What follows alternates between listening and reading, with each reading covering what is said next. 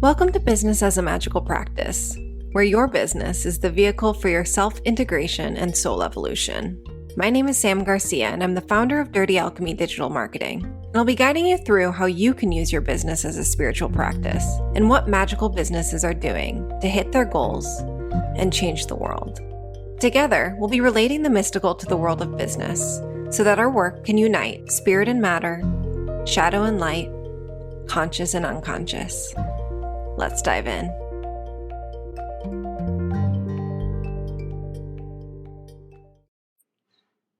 Hi, everyone.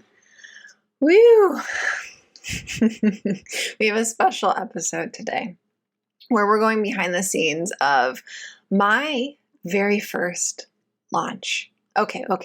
I've launched dozens and dozens of programs for clients, but this is my very first program launch. I mean, if you've been looped into my space at all in the last month, you know that this was Alchemical Business Intensive launch, which is essentially a 6-month mastermind small group container. I just wanted to dig into what that actually looked like, the nitty gritty, all the magical stuff I did, all of the strategic stuff I did, stuff that I do normally for other clients, stuff that I don't normally do for other clients, and completely was like, fuck all the rules. I'm just doing what I want. So I'm actually doing no script today. I usually prepare a script for you guys. Today I'm not.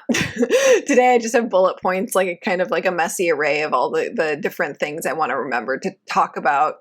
And also no coffee. So I've been about 3 weeks off of coffee. I haven't really, haven't recorded an episode because we kind of had a backlog of podcasts to be released. So this is my first in the moment podcast reveal outpouring with no coffee in my system. So it's been a day by day thing. It's been a day by day thing for sure. Today I feel a little tired, so I'm just trying to like amp up my energy for you guys. So get you excited because this was really fun for me.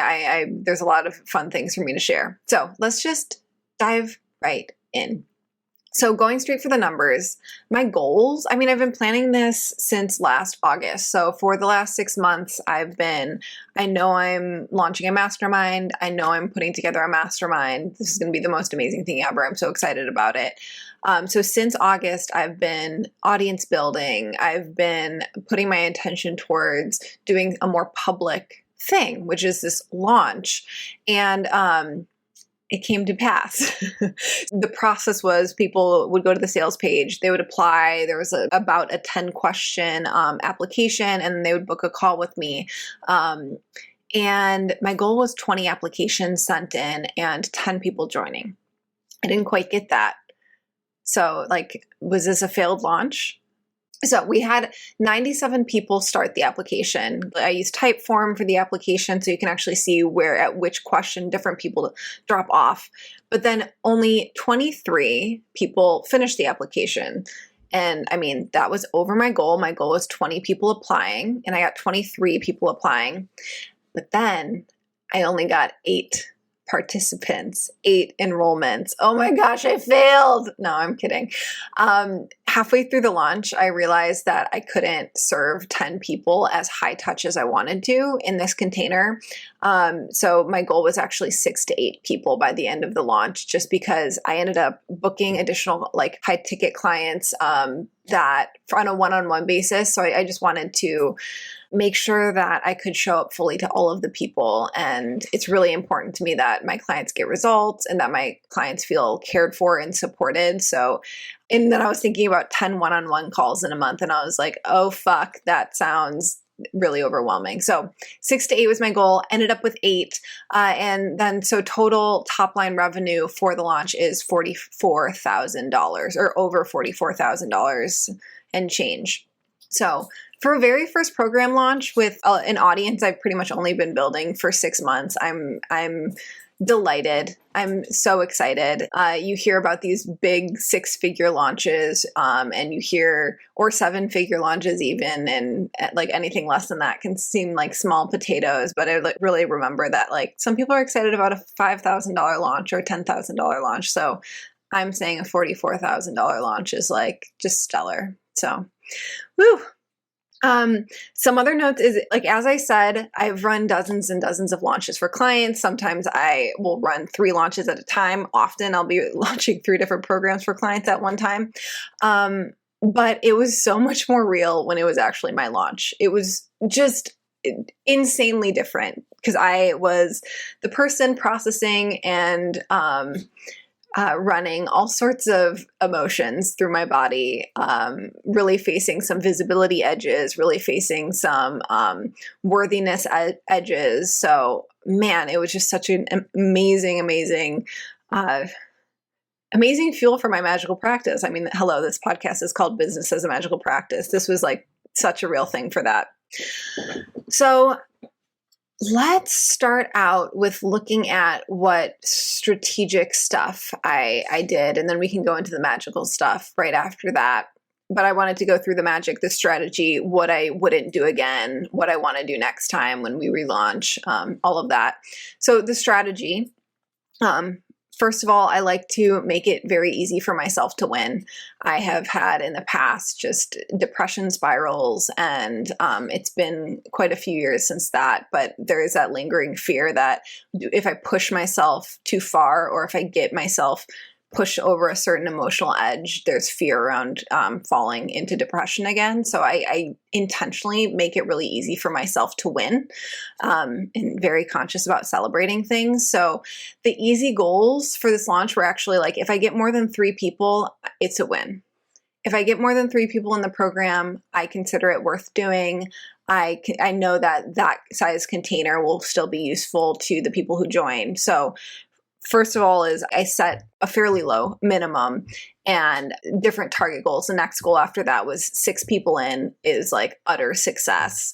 And then 8, 10, whatever. Those were those higher end goals. And so it wasn't just this like, okay, if I don't hit 10, then it's considered a fail. If I don't hit 8 people, it's not considered successful. If I don't hit 6 people, it's not considered successful. I was like, nope.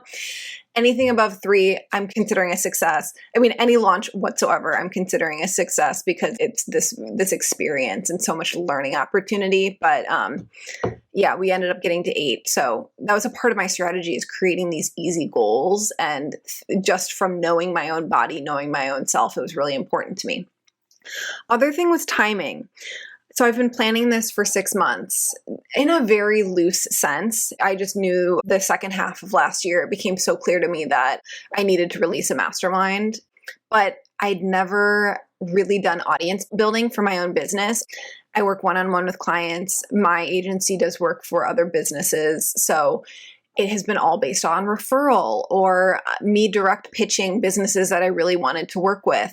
There really hasn't been any need for me to build an audience. So, I mean, at last August, I had 200 people following us on Instagram, I think 15 people on our email list. Like, it was just zero effort, even though like this is what we do for clients. So it's been consistent since August that we've been building email list, Instagram following, just kind of doing various networking techniques. And also, I didn't really know when the launch was going to be. I consulted some psychic and gifted friends on timing, and they pretty much told me to wait until May. And I, of course, after having asked advice on timing, completely disregarded it and was like, no, I'm just going to do it now. I'm the kind of person that when I decide something, I'm just like, okay, nope, I want to have this now. I want to have this mastermind alive in my business. So I just kind of went for it. So other strategic things were, we created the sales page and the application form at the end of January 2021, and then pretty much immediately started sharing about it because I was just so excited about it. So between February 1st-ish, it might have been like February 4th or something, through March 5th, that's when the technical open launch window is, which is ridiculously long. I never recommend this for clients. I'm always like, do a 2-week window at most, or else you're going to burn yourself out. And I pretty much did a 4 to 5 week window, and I wouldn't do that again.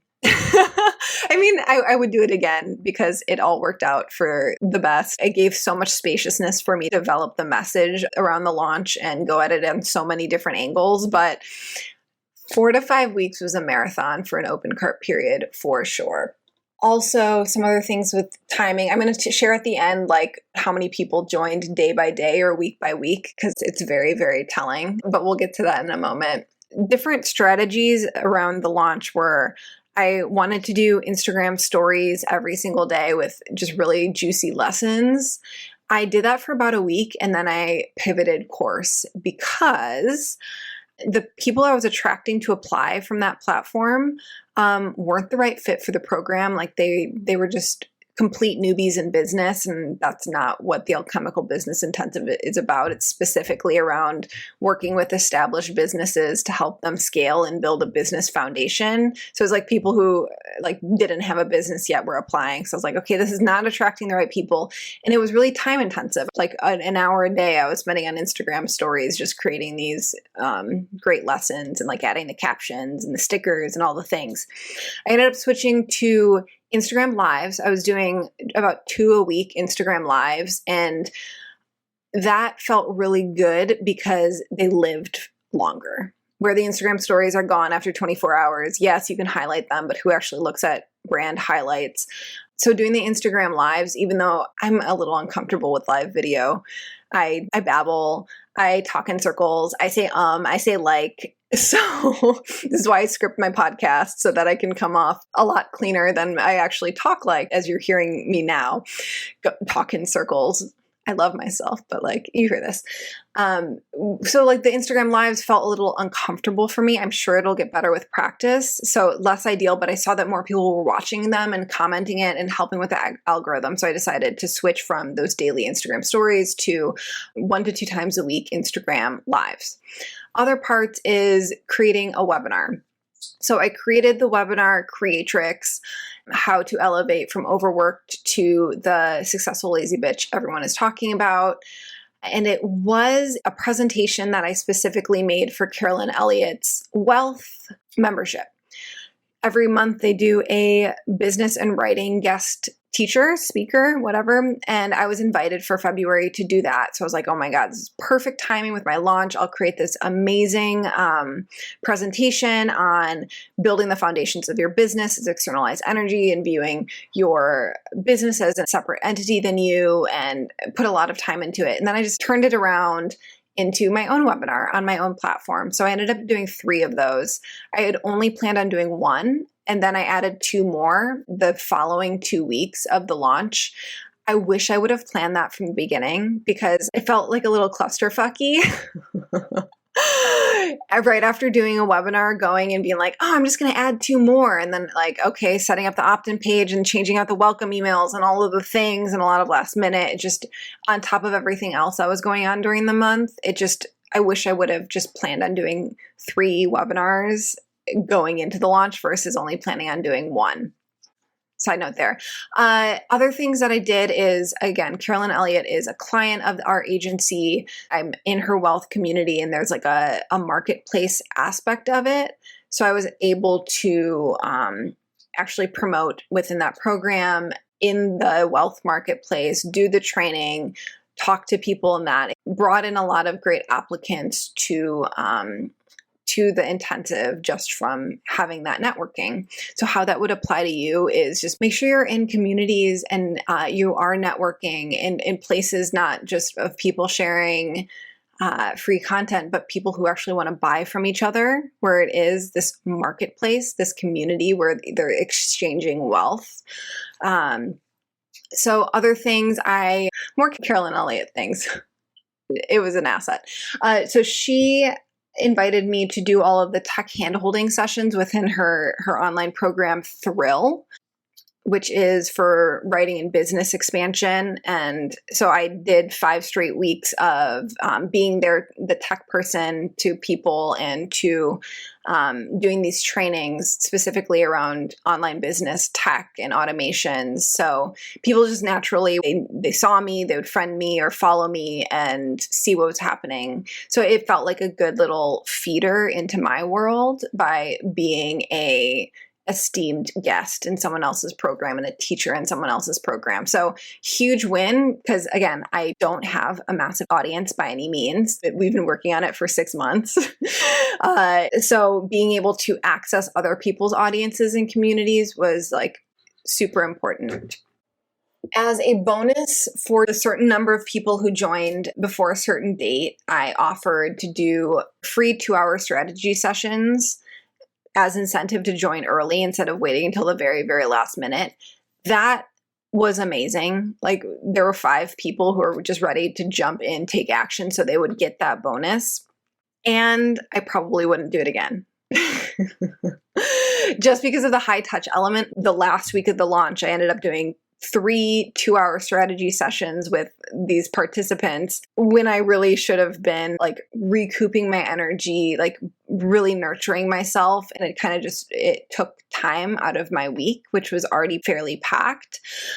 I would change it in some other way because it was a great bonus. People were really excited by that one-on-one strategy with me, but doing a 2-hour session was like, holy moly. For next launch, I'll probably do like a 45-minute strategy session or some sort of group container thing.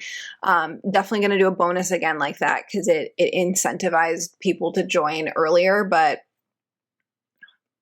2 hours was too much. Holy moly. Okay, so other things are I intentionally priced the program lower than I know its value is, like significantly lower. The price for the 6-month container with one-on-one sessions with me every single month, with the super small group, Q&A calls, all the things, priced it at $5,000. Some people hear that and they're like, what the fuck? That is not priced low. Yeah, it is a high ticket offer for sure. But for where I'm at in my expertise and what we charge for one-on-one clients and the amount of high touch it is absolutely priced low. Absolutely priced low for what it is. So many people I talked with, peers in the space and mentors of mine, they were like, that needs to be doubled. So we're probably going to double the price next time. And again, I did this because I wanted it for my first ever launch. I wanted easy wins. I wanted it to be just so easy for people to join. And 5,000 is a number in my soul that I was like, this is a fucking deal. If people don't join this, they're insane. So recommendation there is make sure your pricing is something you can totally get behind and feel good about. And when you're doing a first launch for a specific program, you don't have testimonials, you don't have case studies, you might have to price it lower just because you don't have as much social proof. Again, so next time it's going to be priced higher, probably doubled. And we will have a ton of case studies from the 8 people who are in the program for the next 6 months. Other strategic things. I batched a bunch of podcast interviews earlier in the month. Like I probably did 10 podcast interviews so that during the launch and for the next month or 2, I have tons of podcasts already recorded and I have a team that can edit it and put it out for me. So that was just smart batching, smart planning. I also, for the episodes that weren't interviews, I very intentionally planned the topics of the podcasts that were going to be released so that they were relevant to the launch.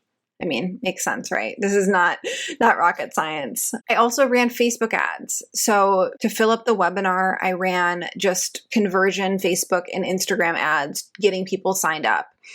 There needs to be some tweaking with it. I felt like my opt-in cost was pretty darn high. There's a lot for me to play with in terms of Facebook ads, but I was audience building in that way and getting people in for it that way. I think it was probably also high because we swear on the opt-in page, which Facebook bots do scour and look for, and that can affect the ads. But like, I just really wanted to say successful lazy bitch on the page. Okay, what else? I gave bonus incentives to Elizabeth on my team, who's a full-time team member with me. So if we hit 3 people, I told her I would give her this bonus X. And if we as a team got to 6 people signed up for the program, I would give her bonus Y. And I think this was an absolute and total win. I mean, we hit all the goals. So like she is just delighted because she's getting extra money from me, which is so fun. But I felt like it was an incentive for another magical person on my team to also focus her efforts and her magic towards hitting the business's goals. So I did that. Magical things that I did. Those were the main strategy things. And so for the magical things, I actually focused a lot on feng shui for the month. So I changed my desk position to be in the command position. So in my home office, facing the door with a wall behind me. So I feel super supported. I got a new desk chair. I had one that I really hated and I thought was really ugly, but I was too lazy to, or like I didn't care enough to change it. But I was like, no, this really matters. So I got a chair that I really love with a really nice supportive high back. I cleaned a lot. I got those little feng shui crystals and I put them in certain places for chi enhancement. I pretty much had fresh flowers all the time, which was like probably buying fresh flowers once a week, like not this huge, not a huge expense. I switched out some furniture that I didn't really like in the office and got like a new bookcase, just made it so that it felt more elevated. Just really little feng shui things that I did, but it felt directly connected to the actual launch.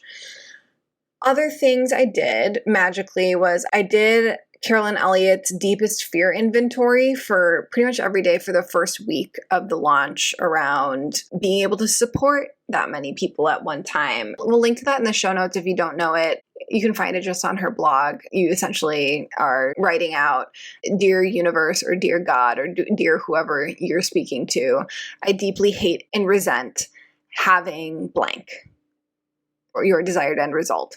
And then listing out 20 things you deeply fear. I'm using the wrong words. Deeply fear about that thing. So, "Dear universe, I deeply hate and resent having 10 people join the Alchemical Business Intensive because I have deep fear that I won't be able to support them. I have deep fear that I am a total sham. I have deep fear that it will be more successful than I know what to do with, and it'll make me want to buy a house and settle down and have children, and that is so fucked up." Like all of the things that are rational and irrational about the success and the true fears, the less true fears. I was doing that at the beginning of the launch just to like, because it felt really big. Again, it was my first launch for my own program. It just felt really big. So I was doing that for the first week, then I kind of dropped off. I also did a money spell. So I purchased a money spell from an Etsy account. I think her name is Madame Phoenix. Madame Phoenix. We'll put it in the show notes. It's just like a little, I think it was called Path to Prosperity spell kit. Super simple stuff of like doing a salt bath with like the various herbs that she gives you in it, and lighting a candle and doing the writing and putting in the thing, the crystal, and blah, blah, blah. I did that for 3 Wednesdays in a row. Wednesday's Mercury Day. The other magical thing I did was working with Mercury for the entire month of February, and now indefinitely. Forever. I've been resisting working with Mercury so much. It is, as Donna Woodwell, if you've heard her on the podcast, she teaches, one of her courses is called Shamanic Astrology. And one of the things you learn in her program is finding your planetary BFF, and essentially the most dominant planet in your chart. Mine is Mercury, and I've known this for years. I know that I have so much Mercury in my chart, and I've resisted working with Mercury as a planetary deity. This month I changed my mind. There was like a few different people pinging me being like, "Why aren't you working with Mercury?" So I was like, this is a fucking sign. I'll work with Mercury. So I did, and it felt like just insane opportunities opened up. I mean, I tend to throw everything at things, so I can't speak to one thing being more important than the other, but Mercury does feel super important. I do plan on continuing to work with Mercury. What that looked like is like lighting an orange candle every morning and saying a prayer like, "Dear Mercury, help me to be charismatic and to communicate clearly, and to please help me connect to the right people. Please help me to connect with the perfect fits for this program. I know this is an amazing program and it will be life-changing and business-changing for the perfect people. I know there are hundreds, if not thousands of people that will be benefited from this program. Please help me to connect with the 8 people that are most ready," or whatever. Like, so I'd light a candle, I would say a prayer. Every time I did a one-on-one sales call with the people who were applying, lit a candle, talked to Mercury. So that's why I did the money spell, Madame Phoenix's money prosperity spell, whatever it is, for three Wednesdays in a row, just because Mercury Day. Other things I did were, was doing a daily Kundalini meditation called Gyan Chakra meditation, which is 11 minutes of singing a chant. Like you're literally saying this aloud while listening to this chant. Well, if you're watching on YouTube, I can show you you're like going like this. Your hands are in like the classic yogi position called Gyan Chakra. That's what that's called. And you're looping your arms around your head, never below your heart, in a graceful way. You can Google Gyan Chakra meditation. It'll pop up. I did that for the second half of February now. I don't plan on changing it. It felt like the whole point of it is around opening up opportunities, and it really, really felt powerful. So I'm going to continue doing it for now until I'm like ready for some opportunities to stop coming. But I'm happy with the pace right now.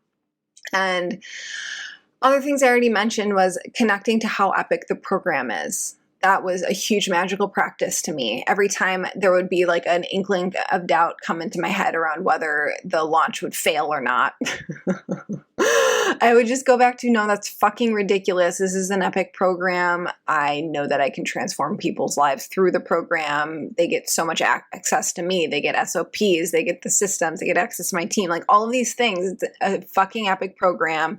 So it would be ridiculous if we couldn't beyond fill it. So that's the kind of that's how I would talk to myself whenever the doubts would come up, or the fear would come up, or the stress would come up around it. Really great alchemical process in and of itself. So things that I will be doing next time, or what we can consider them fails. Next time I'm going to condense the launch window. I was selling for over a month. It just felt like a marathon. Again, would I do it differently this time? Do I regret what I did? Absolutely not. We hit our goal. It's beautiful. Next time with a relaunch there were tons of people. There was like at least 5 people that were like, when are you launching this again? I want to be in the next round. So I'm like, okay, this is going to gain steam really quickly. So next time it'll probably be a 2-week launch instead of a 5-week launch. Other things that changed, I'm saying the same. I'm saying the same transitions over and over, you guys. So don't judge me. Other things again and again. We extended the program from a 3-month program to a 6-month program. So pretty much the intention was you get 3 months of weekly lessons and weekly Q&As from talking to people and having these one-on-one calls. People were like, I'm in a bunch of other programs, or that sounds really intense. I'm really busy. I have a lot going on. How can I show up to 2 calls and do homework every week? So we just extended it out. I was like, okay, new training's coming out every other week. The Q&A calls are the in-between weeks. And then instead of getting 3 monthly calls, one-on-ones with me, you'll get 6 monthly one-on-ones with me. So that was a good lesson. I would, again, I already said this, but plan on doing 3 webinars or multiple webinars from the get-go instead of just planning on doing 1 webinar, because it did feel really important to show up in that way and connect with people in that way. I already said this, but I'm not going to offer 2-hour strategy calls with me next time. It made way more stress than needed during the final week of the launch. It'll be interesting. There were a lot of applicants at the beginning. Majority of them weren't good fits for the program. They were super new to business, or they hadn't started a business yet. I was like, man, how am I communicating this wrong? So we made tweaks to the sales page to communicate to the right people to apply. And then once we started doing the webinar, once we started talking about that elevation to being the visionary CEO, that talked to the right person. So it just took a bit of time to get to the flow of that. Things that were not ideal during the month of February. I did Pamela Linus's Interbeing Lineage course during the month of February, which required a plant dieta. Not for ayahuasca or anything, but for a Peruvian plant called Chiricsananga, something like that. And so there was a 2-week period in the middle of February where I had to give up coffee and sugar and fat and meat and salt and all caffeine and alcohol and like so many things. So there was like a good chunk in the middle of the launch where I had no comfort food or like comfort substances like coffee and cocktails. And I would not say that I'm addicted to any of the things, maybe coffee. I take that back. I was absolutely addicted to coffee and probably still am because I'm complaining about it right now. It made it really hard. It made it super hard to not be able to pretty much go out to eat or get takeout and not eat the normal way we eat because we eat plenty of meat and we eat plenty of salt. That was not ideal. No coffee thing, I already said, was not ideal. Something that I'm also putting in the not ideal category is because of Gyan chakra meditation and because of Mercury, a lot of opportunities flowed in to upgrade a client to a higher package and also signing another client who re-signing a client that we had worked with before, again now. So amazing opportunities flowing in, but I didn't realize that February was going to be so packed with one-on-one client work in addition to the launch. I went into the month being like, we only have these 2 main clients and a handful of other just like smaller Facebook ad clients. So not a big deal. We have so much extra time just to give to the launch. And then these other opportunities came in and just added a little bit of extra stress. I wouldn't change it. I love both of these clients and I plan on continuing to work with them for a long time. But I'm throwing it into the not ideal category. Okay, so final thing that I wanted to go through was just looking at the day-by-day numbers of people joining to help you understand the emotional roller coaster. So we started promoting, I think on February 1st. It might have been February 4th. I'll have to go back and look. The first buyer came in February 10th, so a week later. No buyers before then. The second buyer did not come in until February 25th. Okay, we were getting plenty of applicants. I was doing plenty of sales calls, but the second buyer didn't come in until February 25th. 25 days, over 3 weeks after we started promoting. I was going nuts. I wasn't going nuts. I was feeling a lot of feelings during that 3-week period because if no one joined, and it's like, okay, no one joined, like I don't have to do this thing. I'll be bummed. Suddenly, but one person joined. I was like, okay, we have to do the thing, or I have to tell the person that we're not doing this thing. It wasn't for another 2 weeks that the second person joined, and then it kind of came in way more rapidly. So the 25th, that second person joined. The 26th, 2 more people joined. The 27th, 1 more person joined. So then now we're at 5 people. Oh my gosh. Then March 4th. So this was the final week, the very, very final week of people coming in. March 4th, someone came in. March 5th, someone came in. March 7th, someone came in. So we got to 8. Pretty much all came in the final 1 to 2 weeks of the launch. So there was just like a good 3 to 4 weeks of really getting to face my emotions around all of these things. So I wanted to give that for perspective of like, okay, hit the goal, amazing, successful launch, but there were weeks in there where it was not incredibly clear and it was just going on faith of this is an amazing program. I am being supported. I'm absolutely being supported in reaching the right people. I'm absolutely being supported in getting the message out to the people who need it. and I know I am the right guide. I know that I can help so many. So it really felt like a little bit of an act of faith for a good 3 weeks there, my friends. So I hope you enjoyed this episode. I'm feeling a little vulnerable about it because, again, no script, just me babbling at you. But I hope it was insightful.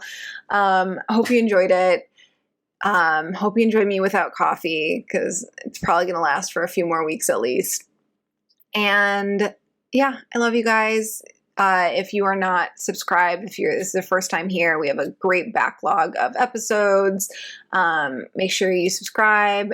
Rate and review is a huge, huge deal. So if this is helpful to you, if this podcast has been of service to you, please go rate and review it. I would love that. It would make me so happy, and it would help get the podcast to a lot more people.